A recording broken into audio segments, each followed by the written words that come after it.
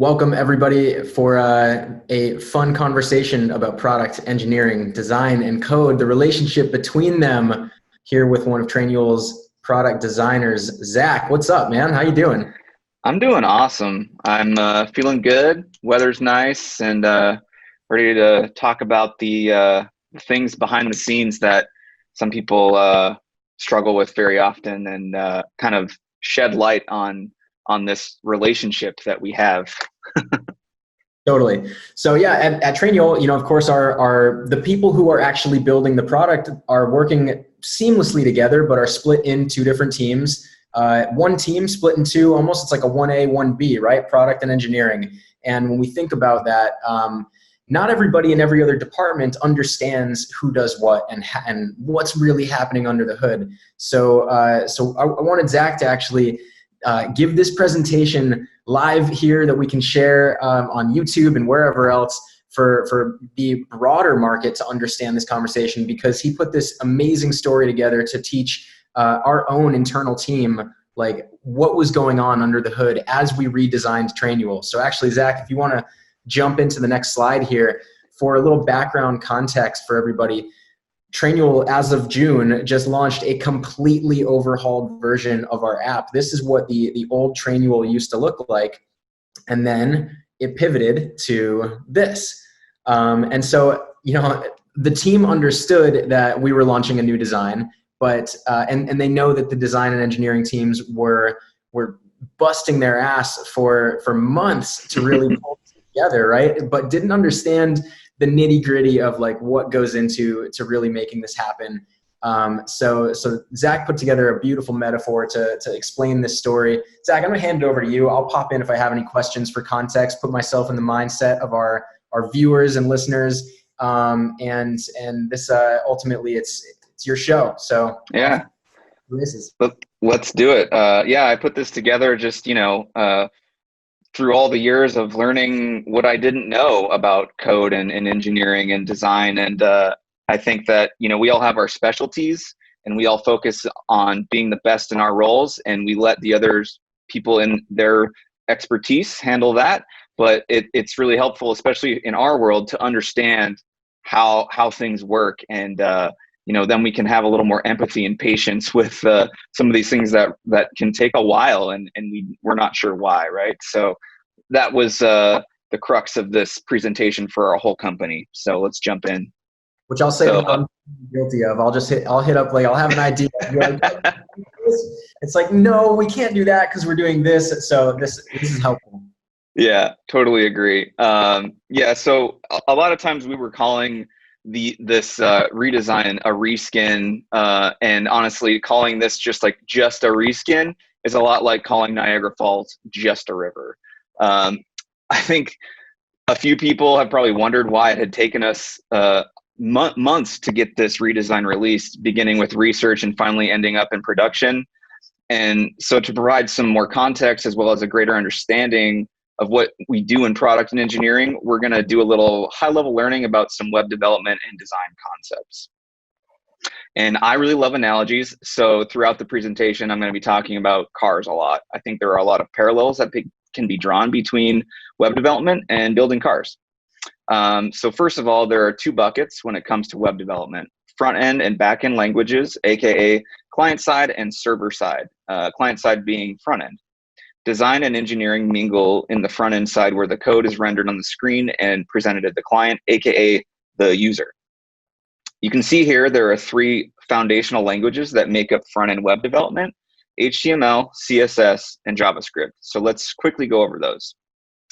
HTML is the foundational wireframe of web pages. It's the absolute basics, and you can think of that like the chassis of a car. So when the web was first developed, like, this is what everything looked like. And then soon after, CSS was developed. And now you could add styling to websites with color, shapes, images, videos, you name it. And you can imagine this being like the body of the car. It's meant to be aesthetically pleasing and add style and personality. And then in short order, JavaScript was born. And you can think of JavaScript like the engine and logistical components of your car. It gets you where you need to go and helps you accomplish your tasks. And I want you to remember that word, components, for later, so do not forget. Components. Without JavaScript, you're left with a car that can't really do much, but hey, at least it looks really pretty. And thankfully, all three languages have been through numerous versions to bring us to where we are now, which is a much more beautiful and powerful web. And we're just now beginning to see the true potential of what the internet and code have enabled us as a society, with things like machine learning and AI, and like the exponential growing computing power in smaller and smaller form factors, from device wearables to smart homes, and bringing us full circle with our car analogy to smart cars. And that was just a really long tangent to make that analogy, but also to highlight that with the right time and talent and resources, you can do anything you want with code. All right, so the beauty of the web is its open source nature and freedom to build things in different ways and still accomplish the same goal. So the question is, if it's all the same in the end, does it really matter how you got there? If my car gets me from A to B, does it really matter how the engine is built? So I'm sure this is a familiar looking scene for many of you who have ever needed to check your oil level or change it yourself. Kudos to you. Overall, this car is a lot more affordable, and parts and maintenance are a lot cheaper. But the car on the right costs a little more upfront, but it lasts longer, and every part was considered, as well as every touch point a customer has with the car. The cost might be higher up front, but you'll spend a lot less on maintenance and repair and be able to focus on what really matters, which is getting where you need to go. Now, from a business standpoint, when we don't take time to build things properly, we might see a short-term gain in money we saved on research and development, but it's going to cost a lot over time, both in terms of money and the value that we can deliver to customers. Code is just like the car engine in the way that we can hide our mistakes, poor planning, rush jobs behind a clean visual aesthetic. And a customer may not ever look at the engine, but it impacts their experience directly, whether they know it or not. All right, so now that we've covered some high-level concepts, let's circle back to why this takes so long and why software development is hard. So here we have a filter button. When design is done doodling and they hand it off to development, here's some of the CSS properties that they'll see when they inspect it. Most of this is pretty straightforward.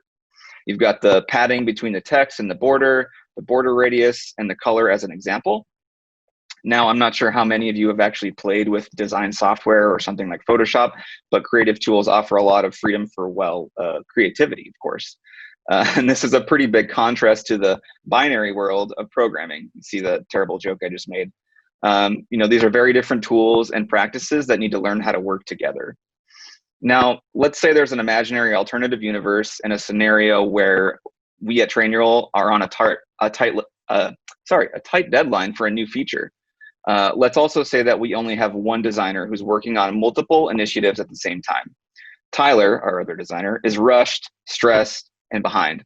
To save time, he copies some older designs from a different file and is able to hit his deadline for engineers. Yay. While Zach is inspecting the designs, that's one of our engineers, he notices that things are a little off. Let's also say Zach has way too much to do. He's already mentioned the inconsistencies in the designs a few times before. He's frustrated and doesn't have time to rehash the issue and wait for an updated design, so he just decides to build it as it is. Alternatively, Zach knows that making the design this way is inconsistent and makes no sense, so he just does it his way anyways. In a different scenario, where a design might be intentionally built a certain way, but it is technically difficult or just poor implementation, when we don't communicate, it creates a breeding ground for poor performance and collaboration. And as a relevant side note for those who don't know, this is the best way to describe what it's like to work with CSS styling. It's only after years of experience and practice that you find out that you, in fact, still know nothing. And you can imagine, in any piece of software, just how many buttons are all over the application. Going back to using Zach as an example, you could imagine he could go one by one and copy and paste the code for each one, which is easy enough. But then let's say we decide to change our button color or our text color or the size. He could rewrite it and copy and paste it again, but you'd still have to do this dozens of or even hundreds of times, and you can see what a giant waste of time this would be, not to mention a large margin for mistakes. Luckily, there's a number of best practices, frameworks, and tools to tackle these pain points on the code and the design side. For example, there's a JavaScript value called a variable.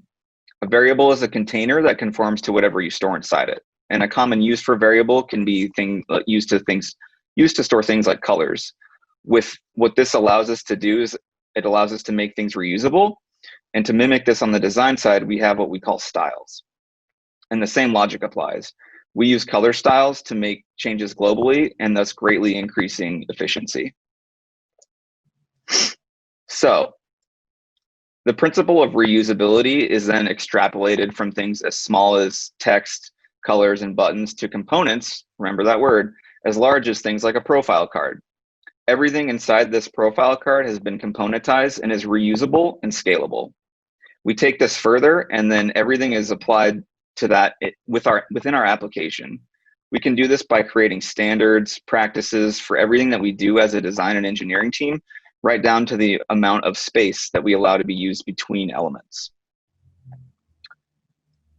If we decide tomorrow that we need to change the size of small buttons across the entire application, it takes us a matter of seconds, not hours. And this allows us as a team to spend more time and energy on strategic work for initiatives and less on technical implementation. Okay, so all of that was just a really long-winded way of saying, like, this is a really hard thing that we do, and it takes a lot of collaboration. And our redesign was also the foundational work for our own internal design system. And building a foundation that's going to last long after many of us have moved on to bigger and better things, it takes time, right? So first and foremost, the design system is a common language shared between product and engineering to communicate and collaborate more effectively. Additionally, it's a way for us to collaborate more closely with the rest of the business. Yeah, so that's what we did, and that's how we approach it. And we're still working on things as we go, but we have a really great foundation to go really fast now in the future. So we're excited about it. Dude, that was excellent. This is it's just so beautifully simple the way that you described this, the metaphor. Like that's why I wanted you to like come on and do this live, because it's such a simple way to describe such a complex thing, and gave so much kind of behind the scenes aha to the rest of the team that I think that the broader business world would be interested in understanding this. I'm curious, what was the first thing that you learned how to code? Oh, it was CSS. It was HTML and CSS. So like way back when I was first starting into UX and I had no idea what it was, right? Like you look at job recs for other companies that don't understand it and they want you to know how to do marketing and build websites and also, user tests. And you're like, okay. So I picked up like a Udemy course or something and like was learning HTML and CSS. And I was like, okay, this actually isn't that bad. I think I could do this. And then I got into JavaScript and I was like, hold up, like, I don't want to be an engineer. So at least not yet. So I stopped at that point. But I have a really good understanding of CSS, and I will tell you, like, it is maddening to work with.